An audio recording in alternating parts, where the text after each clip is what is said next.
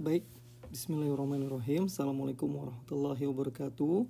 Kita akan masuk ke materi yang pertama untuk mata kuliah laser. Berikut pendahuluan dan overview singkat dari materi laser. Oke, yang pertama saya ingin mengenalkan tentang laser, optik, dan photonics. Kita harus dapat memahami dan membedakan ketiganya. Yang pertama itu kita mulai dari optics. Itu lebih dahulu atau cakupannya lebih luas dibandingkan photonics, kemudian nanti kepada laser. Photonics ini dikembangkan mulai keterkaitannya di tengah abad ke-20 ya. Kemudian optics itu ketika kita berbicara tentang lensa, segala bentuk lensa. Kemudian kalau kita mengenal namanya teleskop, itu cakupan-cakupan bidang optik, mikroskop juga, binokuler juga, atau teropong. Kemudian segala instrumentasi optik yang dapat memanipulasi cahaya menggunakan ya lensa, cermin, prisma, dan bahan-bahan yang transparan.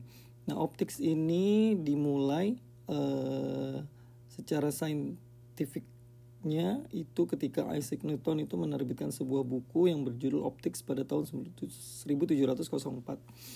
Ini bukunya. Ini sangat legendaris sekali karena Newton tidak hanya memberikan kontribusi besar terhadap gerak dan gaya, tapi juga terhadap optics. Oke, selanjutnya kita memasuki photonics. Photonics itu secara singkatnya adalah bagaimana kita merekayasa atau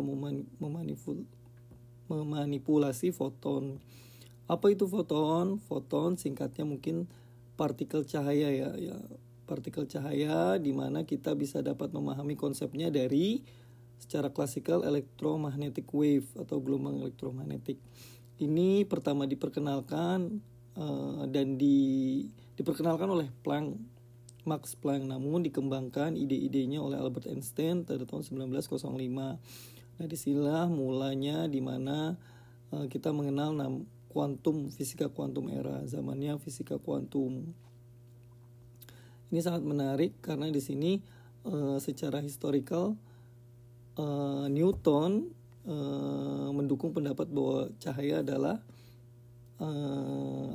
partikel, kemudian Huygens itu gelombang, kemudian dikuatkan oleh Thomas Young interferensinya gelombang, dan kemudian kembali lagi kepada Einstein untuk partikel. Namun secara konsep keduanya benar, yang menggambarkan kondisi cahaya itu sendiri adalah yang kita kenal sebagai dualisme gelombang dan partikel.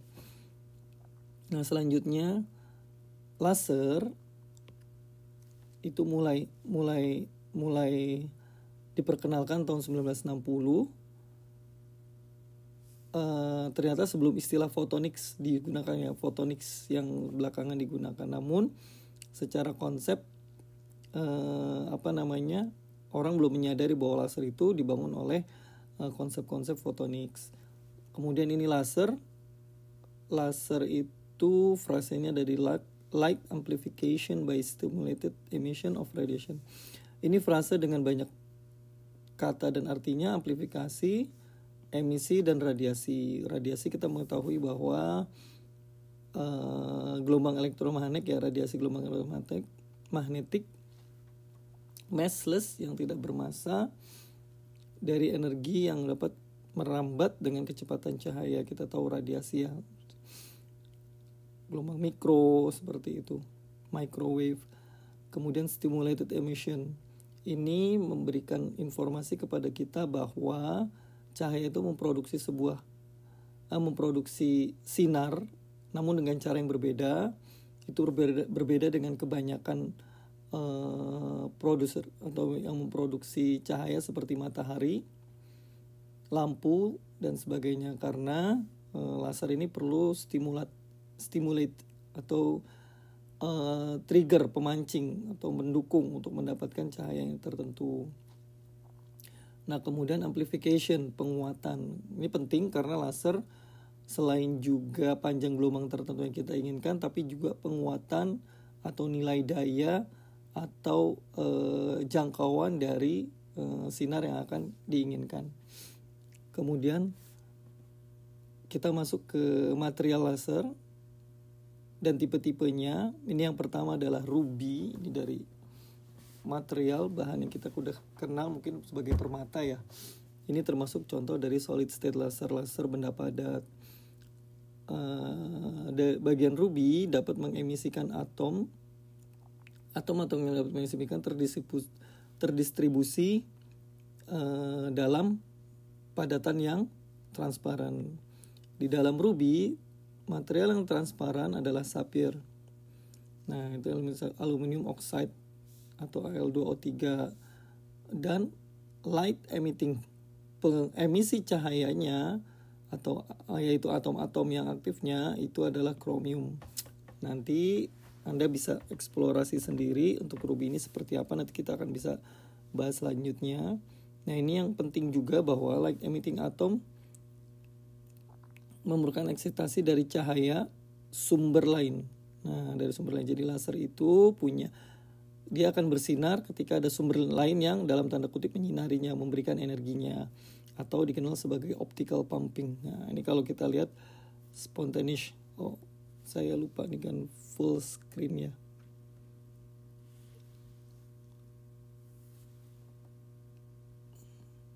Ya. Nah, ini inisial emisinya, tidak ada sinar laser yang men-triggernya. Kemudian kalau ini ada hanya satu, kalau ini kita berikan banyak sehingga kita mau dapat memproduksikan sinar laser yang kita inginkan. Ya, kemudian selanjutnya adalah material laser lainnya yaitu gas laser. Nah, ini kelas kedua atau jenis kedua. Nah, jadi material-materialnya yang kita tembakkan yang menjadi sumber emisi cahayanya itu adalah gas atau vapor uap yang terkurung dalam tube yang kopong yang kosong, berlubang dengan cermin-cermin yang pada dirinya. Ini kita bisa lihat di sini. Ini ada cahaya juga di sini memproduksi laser yang merah ya. Di sini terjadi emisi atom, kemudian memproduksi stimulated light. Kemudian, nah ini detailnya, bagian-bagiannya. Ini adalah ringnya secara teknis. Ini pada intinya sederhananya adalah di sini cahayanya masih banyak dan tidak fokus, tidak sesuai yang kita inginkan ya, panjang kolam tertentu, intensitas tertentu. Kemudian dengan konsep laser yaitu resonator yang nanti akan kita bahas selanjutnya, dia akan mengeluarkan berkas cahaya laser yang kita inginkan. Untuk sekarang kita memahami tentang jenisnya dulu, dan di sini adalah dalam sini adalah gas, ada gasnya. Oke. Kemudian selanjutnya, nah ini adalah yang jenis selanjutnya adalah semiconductor laser. Semiconductor laser itu sering juga sebagai diode laser dioda. Nah, ini termasuk yang paling murah dan paling banyak diproduksi, dan dia memain banyak manfaat atau aplikasinya pada teknologi-teknologi yang dekat di sekitar kita seperti CD, DVD, Blu-ray, laser pointer dan sebagainya. Ini semiconductor berarti menggunakan bahan semiconductor, di mana tidak tentu Anda masih ingat bahwa semiconductor itu material yang kita bisa atur dalam transmisi atau pembawa elektron-elektron listriknya ya, dengan meningkatkan band gapnya, rentang energinya, untuk meloncat dari satu level ke level yang lainnya kalau kita mempelajari fisika atom. Selanjutnya kita akan berbicara properti dari laser. Ini saya memberikan 6 hal yang penting untuk Anda ingat, untuk Anda pahami. Itu yang pertama adalah panjang gelombang, kemudian kekuatan sinar dan energinya atau daya sinar, kemudian variasi beamnya, time duration. Nanti kita akan melihat bahwa laser itu ada yang berbentuknya continuous seperti garis lurus ya, line. Ada juga yang berbentuk pulsa seperti kedip-kedip kedip-kedip lampu. Kemudian divergensinya, apa yang dimaksud dengan divergensi sinar, dan ukuran. Kemudian koherensi dari laser tersebut dan efisiensi. Sebelum itu Anda tentu sudah mengingat bahwa persamaan yang umum digunakan untuk keterhubungan antara cepat rambat cahaya ya dengan frekuensi adalah perkalian panjang gelombang electromagnetic wave dengan frekuensi. Nah, yang pertama wavelength. Anda perlu memahami bahwa sebagian besar laser itu termasuk monokromatik, artinya berfokus pada satu warna saja, single color, dan bisa di-adjust dengan material-material yang bisa mengemisikan cahaya hijau, kuning, dan seterusnya. Nah, laser-laser yang umumnya muncul di dunia industri dan di sekitar kita itu mereka bekerja pada panjang gelombang, rentang di ultraviolet, dan visible. Visible artinya kita masih bisa melihat ya di rentang merah, kuning, hijau seperti itu. Dan infrared. Nah, infrared ini sudah tidak terlihat oleh mata namun bisa terdeteksi. Nah, ini Anda perlu mengingat dan menghafal panjang gelombang dari elektromagnetik ini. Yang paling terbesar panjang gelombang adalah gelombang radio, hingga yang paling kecil, lebih kecil dari sel, yaitu gamma ray. Oke.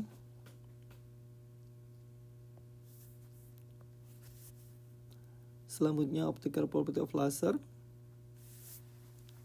Beam power, kekuatan berkas ya. Power atau daya itu adalah jumlah yang penting untuk menunjukkan identitas dari laser tersebut. Ada 3 cara untuk mengungkapkannya. Biasanya pada umumnya yang pertama dengan mengatakan powernya, berapa power dari laser tersebut. Nah, kita harus mengetahui bahwa power laser adalah energi laser yang dikeluarkan dibandingkan waktu. Nah, kemudian berapa energinya? Nah, energinya biasanya diungkapkan dalam joules. Oke, untuk mengukur jumlah energi yang dibawa selama rentang waktu tertentu. Misalkan dalam waktu rentang intervalnya 1 menit, dia bisa mampu membawa berapa joules, memindahkan energinya. Nah, kemudian adalah intensity. Intensity itu jangan lupa berkaitan dengan unit area. Jadi intensitas ada yang intensitas tinggi, intensitas rendah, intensitas yang bisa diabaikan atau terlalu kecil. Nah, ini adalah contoh radiasi laser. Nah, biasanya di sini nanti ada disebutnya kelas 1, kelas 2, kelas 3. Nanti kita akan pelajari insyaallah, sehingga kita mengetahui bahwa laser tersebut powernya berapa, apakah powernya itu dapat memotong benda keras atau tidak, atau kemudian itu terlalu kecil atau besar atau membahayakan mata. Secara umumnya laser membahayakan mata ya, namun ada yang lebih berbahaya adalah ketika panjang gelombangnya itu lebih kecil daripada sel mata kita, sehingga bisa, dan intensitasnya cukup kuat sehingga bisa memotong secara tidak sadar. Kita telah melakukan operasi laser ya, terpotong-potong bagian sel mata kita sehingga dapat menyebabkan kebutaan parsial maupun menyeluruh. Nah, kemudian variasi lasernya ini dapat mengemisikan cahaya yang kontinu itu langsung satu sinar seperti itu kalau kalian lihat, atau dia hanya pulsa-pulsa tek tek tek tek tek satu-satu seperti itu, muncul dalam rentang berapa detik. Nah, ini di sini dapat bervariasi rentangnya dari yang paling besar milisecond sampai yang ini 13 ya, femtosecond, cepat sekali. Jadi kita nggak ngelihat kedipnya, kita tidak melihat kedipnya, jadi seolah-olah dia seperti kontinu saja. Nah, kemudian timing dan space ruangnya atau dimensi dari lasernya itu tergantung dari fisikanya, bahannya, teknisinya, dan kadang dapat dikontrol oleh operator si pemakai laser tersebut. Kemudian optical properties of laser. Beam size. Nah, ini ukuran beamnya. Nah, ukuran beamnya ini biasanya memiliki diameter dan tergantung dari bahan optik yang digunakan. Untuk laser yang kecil seperti laser pointer, typically is millimeter. Nah, seperti ujung pensil ya. Nah, meskipun laser beam terlihat lurus, sepertinya yang di mata kita kelihatan lurus itu ternyata membentuk suatu sudut yang disebut sebagai divergence. Nah, ini sudutnya, ini beam divergence. Soalnya kita kalau kelihatan ngelihatnya laser kayak lurus aja gitu ya, satu berkas gitu ya. Padahal kalau dicermati lagi lebih kecil, ini membesar. Untuk itu, untuk membuat dia lebih sharp lagi, tajam lagi, kita pasang lensa sehingga besar terus kemudian kembali lagi lurus, mengecil lagi sehingga biasanya pada umumnya fokus laser itu kan diatur dengan lensa ya, sehingga kita ingin fokusnya semakin bagus fokus laser tersebut, kita mendapatkan intensitas yang cukup dan panjang gelombang yang tepat. Nah, selanjutnya adalah coherence. Apa itu koherensi? Koherensi itu pada laser itu ketika fasenya sama dengan awal dan akhir. Ketika fase bentuknya seperti ini, fase itu kan bisa berkaitan tentang apa? Lambda frekuensi ya. Nah, ketika awalnya seperti ini, akhirnya seperti ini juga, ini dalam satu fase. Kalau dia terus sama bentuknya seperti ini hingga akhir, maka dia coherence. Coherence-nya tinggi. Coherence bisa dinyatakan ada juga yang tidak terlalu coherence, misalkan ada selang dikit, perbedaan sedikit. Nah, ini coherence-nya sedang atau coherence-nya rendah. Ya, tergantung dari panjang gelombang yang diemisikan. Ada juga yang tidak sama sekali coherence, ini berbeda, sehingga membentukkan kombinasi cahaya yang berbeda. Akhirnya seperti jadi cahaya biasa, tidak seperti laser. Nah, laser memerlukan tingkat koherensi yang tinggi, sehingga biasanya laser hanya fokus pada panjang gelombang yang tunggal, disebut monokromatik yang tadi sebelumnya, sehingga memastikan bahwa laser tersebut mengemisikan cahaya yang koheren pada rentang waktu warna yang berbeda. Nah, kemudian bagaimana kita menggunakan lasernya? Banyak saat ini laser digunakan sebagai standar untuk industri, riset, dan bahkan untuk dunia medis ya, karena laser dengan teknologi presisinya, teknologi yang hemat dayanya, sehingga bisa menggunakan dan tunable, kita bisa mengatur panjang gelombang, intensitas, dan properties lainnya, sehingga laser banyak digunakan dunia saat ini, suatu penemuan yang sangat besar. Nah, kemudian dapat juga laser juga sebagai transmisi data, seperti data digital, data suara yang dikonvert ke digital atau gambar dan yang lainnya.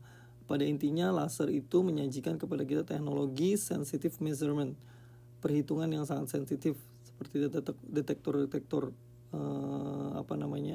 alat-alat canggih yang sangat sensitif. Nah, kemudian Anda dapat menyebutkan manfaat-manfaat laser pada bidang-bidang lainnya. Oke, baik, terima kasih. Selesai untuk pertemuan pertama.